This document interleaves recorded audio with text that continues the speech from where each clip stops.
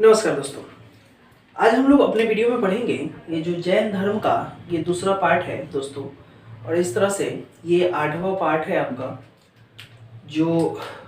जो सिंधु घाटी सभ्यता चल रहा है और जो वैदिक सभ्यताएं हैं उसका ये 8वां पार्ट है। सिंधु सभ्यता तो 3 पार्टों में बना था और ये 8वां पार्ट है उसका। इससे पहले वाले वीडियो में हमने देखा था कि महावीर स्वामी का जन्म, उनसे रिलेटेड बहुत सारी चीज़ें देखी थी हम लोगों ने।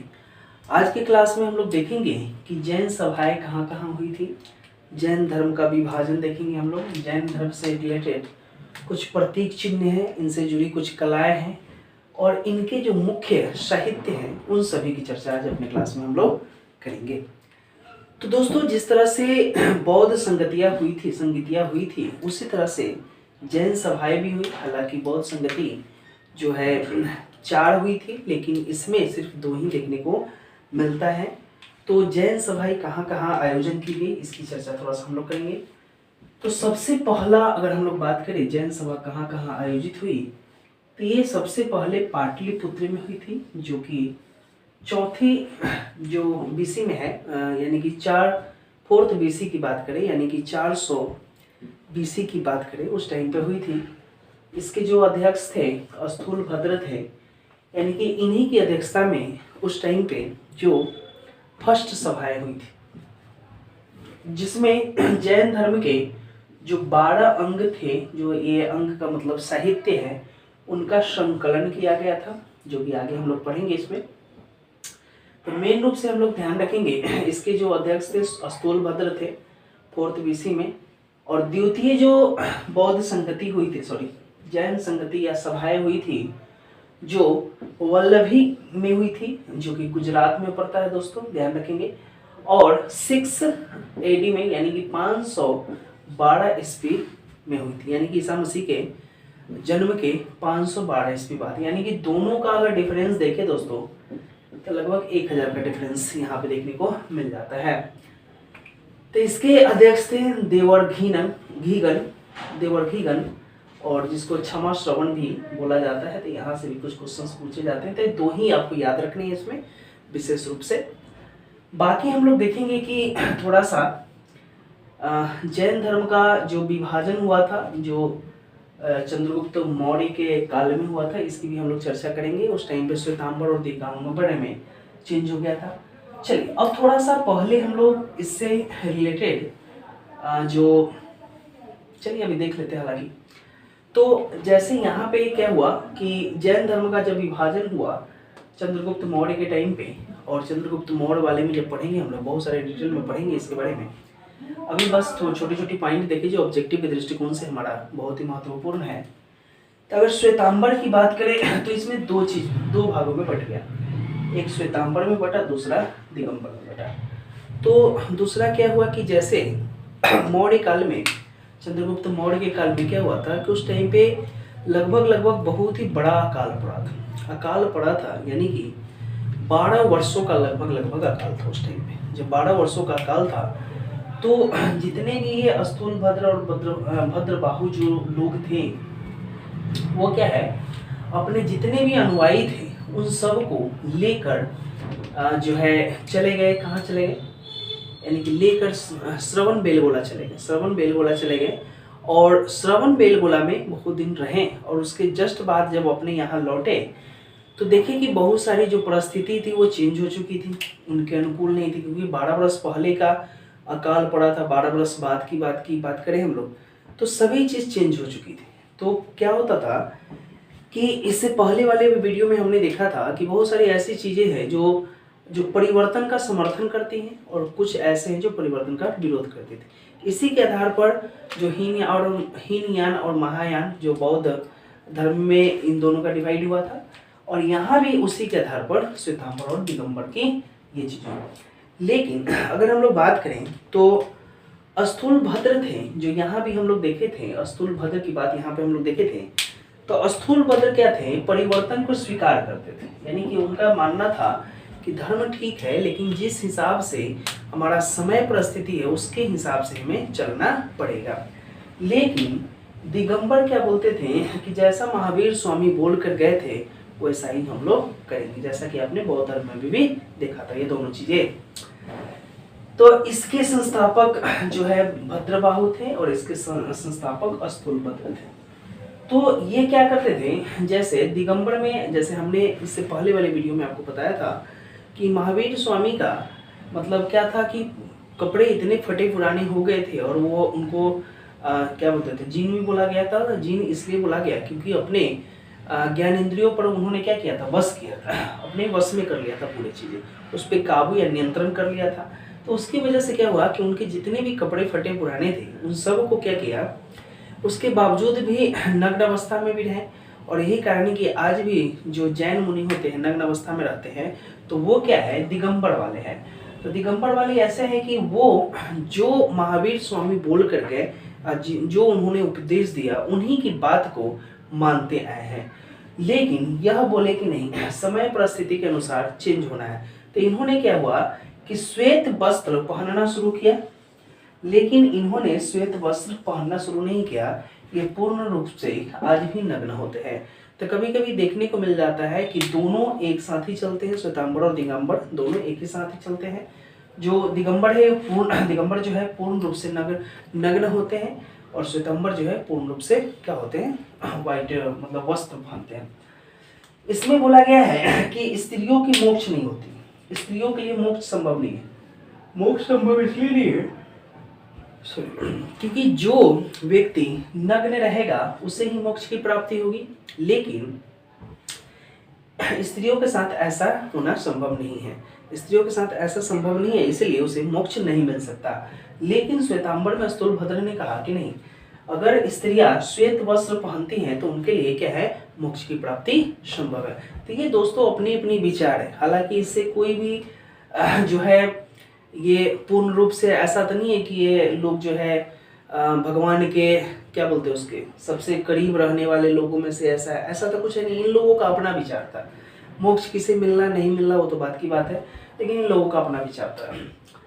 इसमें महावीर स्वामी को भगवान माना जाता था। हालांकि दोस्तों ये हमेशा देखा गया है कि जहाँ भी जो भी जिस संस्था का निर्माण करता है या संस्थापक होता है उसी को लोग भगवान मानना शुरू कर देते हैं। अरे वो तो राह बताता है ना, उसके आधार पर चलना चाहिए हमें। तो महावीर स्वामी को इसमें क्या है, भगवान बना दिया। तो इसका मतलब क्या है, उनकी मूर्ति बनाई गई और उनकी पूजा भी शुरू हो गई थी। लेकिन दिगंबर में कहा कि नहीं, वह सिर्फ एक महापुरुष थे और उनकी पूजा नहीं होनी चाहिए। सभी अलग अलग मत वाले थे, तो ये ध्यान रखेंगे थोड़ा सा महावीर स्वामी के बारे में। स्टार्टिंग की बातें हैं कुछ। चलिए इसके बाद हम लोग देखते हैं महावीर स्वामी ने एक संघ की स्थापना की। तो दोस्तों ये ध्यान रखें कि हमेशा जब भी कोई नया धर्म बनता है, जैसे अभी शिव चर्चा वाला चलता है, तो क्या होता है उसमें अपना अपना लोग अनुयायी बनाते हैं, शिव गुरु ऐसे, शिव चेला ऐसे ऐसे बनाते हैं। तो इसमें भी यही चीज़ें अर्थ टाइप के अलग अलग मिलते थे। एक संघ बनाया, तो संघ में 11 अनुयायी थे। संघ में कितने अनुयायी थे, यहाँ से क्वेश्चन पूछे जाते हैं। 11 अनुयायी थे जिनको इन्हें इनको बोला गया था, गंधर बोला गया था दोस्तों। इसमें हालांकि नहीं चर्चा है, लेकिन 11 अनुयायी थे जिनको गंधर बोला गया था। तो गंधर शब्द भी यहाँ आते हैं, थोड़ा सा ध्यान रखेंगे गंधर की। तो कभी कभी सवाल ये आते हैं कि गंधर कितने थे, तो गंधर 11 थे, ये ध्यान रखेंगे हम लोग। और हमेशा जहाँ भी सभाएं होती थी उनके साथ हम लोग ये जाते थे। महावीर की मृत्यु के बाद सुरधमन जो इस जो संस्था जो संघ बनाए थे उसका प्रमुख बनाया गया, यानी कि सुरधमन को इसका प्रमुख बनाया गया। ये भी ध्यान रखेंगे थोड़ा सा हम लोग। तो यहाँ पे देखेंगे कि कुछ जैसे बौद्ध धर्म में भी हम लोगों ने देखा कि उनसे जुड़ी हुई कुछ जो चिन्ह थे, जैसे घोड़ा था, कमल था, है ना, इस तरह से जो भी चीजें थी इसमें भी देखेंगे हम लोग। तो ऋषभ देव के जो अगर बात करें हम लोग, तो इनका बैल है या वृषभ। वृषभ का मतलब होता है सैंड, सैंड और बैल दोनों एक ही होते हैं। तो ऋषभ, तो सब यहाँ भी आ रहा है दोस्तों, सब यहाँ भी आ रहा है, तो थोड़ा सा ध्यान रखेंगे। अजीतनाथ यानी कि हाथी है, अजीतनाथ की, तो जिसको हम लोग जीत नहीं सकते वो हाथी है। हाथी बहुत ही बड़ा जानवर होता है, ऐसे थोड़ा सा ट्रिक है, ध्यान रख सकते हैं। पार्श्वनाथ की बात करें जो कि 24वें तीर्थंकर हुए हैं, तो इनका क्या है, सर्प है, तो ये ध्यान रखेंगे। सर्व दिख रहा है थोड़ा सा, सर्प ये भी दिख रहा है थोड़ा सा। महावीर स्वामी, सिंह है तो यहाँ महावीर है तो वीर क्या होता है, सिंह ही होता है। तो ये थोड़ा सा ध्यान रखेंगे हम लोग। चलिए अब हम लोग थोड़ा सा बात करते हैं जैन साहित्य की बात करते हैं। तो जैन साहित्य की, हालांकि जैन साहित्य और बौद्ध साहित्य के लिए हमने एक अलग से वीडियो बना के रखा है जो ट्रिक के आधार पर है, आप देख सकते हो उस वीडियो को, कल भी क्लास में मैंने ये बताया था। तो जैन साहित्य देखेंगे जो कि अर्ध मगधी भाषा में लिखी गई। अर्ध मगधी भाषा, जैसे अभी बोलते हैं ना कि मगही भाषा, तो ये अर्ध मगधी भाषा में लिखी गई है, क्योंकि उस टाइम पे हो सकता है कि लोगों की आम भाषा हो अर्ध मगधी। तो ये भी देखे थे कि जो फर्स्ट सभाएं हुई थी जिसमें अंग के 12 अंगों का संकलन हुआ था, यानी कि एक जगह रखे गए हैं। तो ये सब क्या है, ये जैन सिद्धांत है। यानी कि जैन सिद्धांत क्या है कि किस सिद्धांत पर यह धर्म है और किस सिद्धांत पे हमें चलना चाहिए, इन सबकी चर्चा उसमें मिलेगी। तो अंग को समझने के लिए उपांग की रचना की गई है, जैसे वेद को समझने के लिए वेदांत की रचना की गई है, उसी तरह से यानी कि इसमें अंग का ही विस्तार बताया गया है। इसकी भी संख्या 12 ही, ध्यान रखेंगे। प्रकीर्ण है, यानी कि जितने भी ग्रंथ हैं उन सब का विश्लेषण, यानी कि ग्रंथों के प्रशिष्ट की बात करें तो ये, हालांकि प्रकीर्ण कितने हैं, 10 है, ध्यान रखेंगे।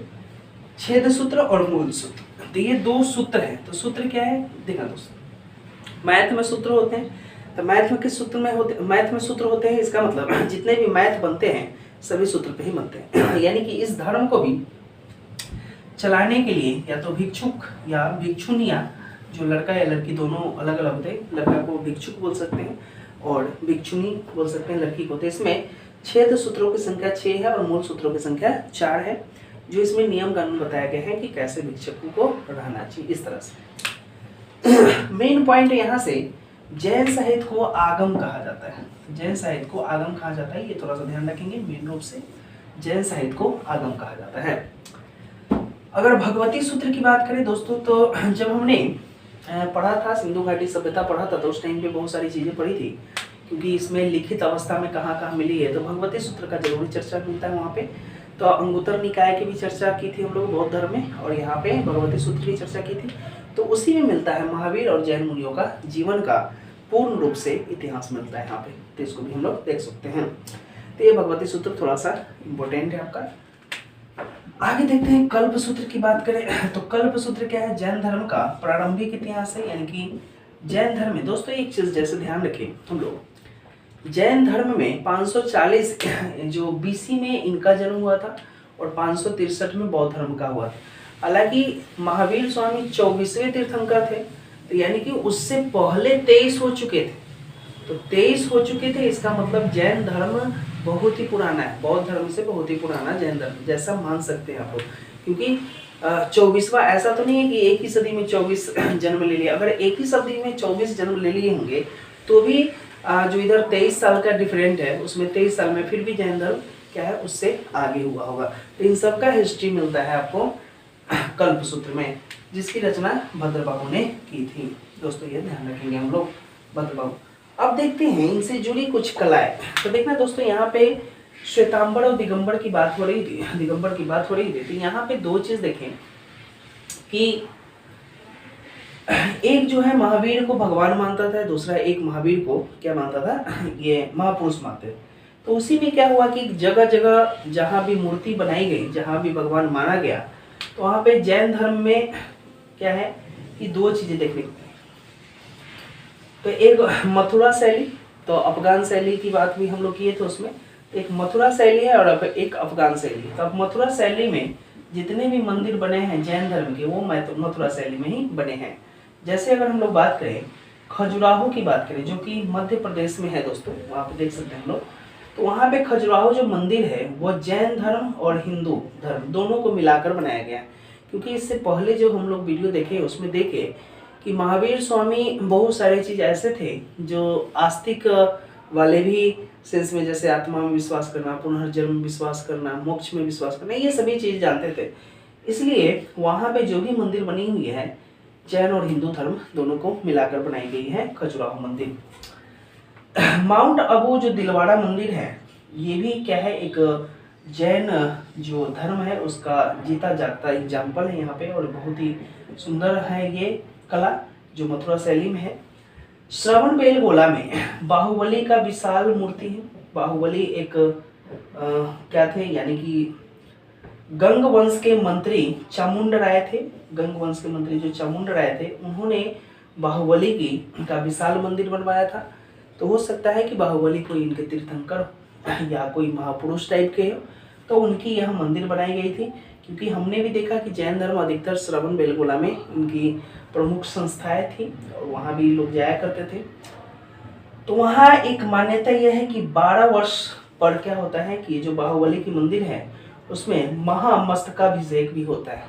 यानी कि हो सकता है कि महामस्तकाभिषेक यानी कि माथे पे कुछ लगाना उगाना, चाहे फूल चढ़ाना या मुकुट टुकुट, ये सब टाइप की जो भी उस टाइप की व्यवस्थाएं होंगी वो करते होंगे उस टाइम पे। तो यहाँ पे 2 चीज़ें समझ में आई, यानी कि मथुरा शैली जैन धर्म से है और अफगान शैली की बात किए थे हम लोग इससे पहले वीडियो में। तो क्या है वो आपका वो आपका बौद्ध धर्म से रिलेटेड है। तो यहाँ पे जितने भी इम्पोर्टेंट पॉइंट थे मैंने 2 वीडियो में इसको कंप्लीट कराया। आगे अगर ज़रूरत पड़ती है तो जैन धर्म का नेक्स्ट वीडियो आएगा, नहीं तो हिस्ट्री के नेक्स्ट पार्ट में हम लोग बढ़ेंगे। तब तक के लिए धन्यवाद।